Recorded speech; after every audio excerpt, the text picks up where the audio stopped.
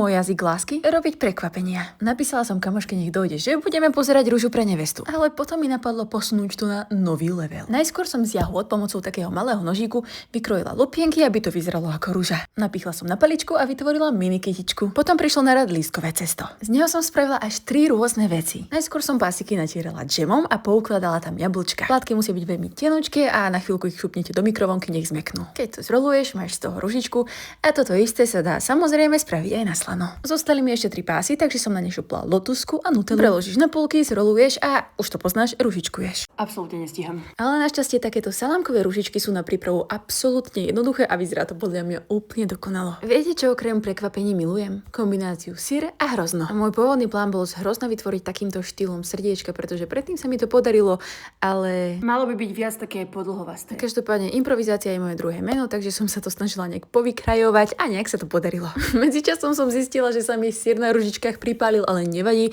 veď aj v Rúži pre nevestu je čierna rúža, všakže.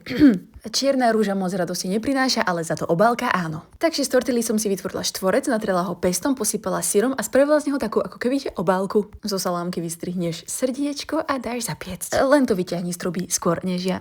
Teraz prichádza takýto mini chlebík, ktorý som natrela lučinou, dala tam ohrečku, zase natrela lučinou a potom som z lososa údeného vytvorila ďalšiu ružičku a posypala sezamovými semienkami. Kúpiť humus v 3 farbách bol za mňa geniálny nápad, lebo pozrite, aké to je nádherné. Môžete sa s tým akokoľvek vyhrať, ale za mňa toto je tak krásne na oko. To sme jej doniesli z Ameriky. Čipsáky boli trošku popučené, pretože predsa len museli prežiť 8-hodinový let, ale zvládli to. A keďže z Andy sú srandy, tak ešte takýto dáreček.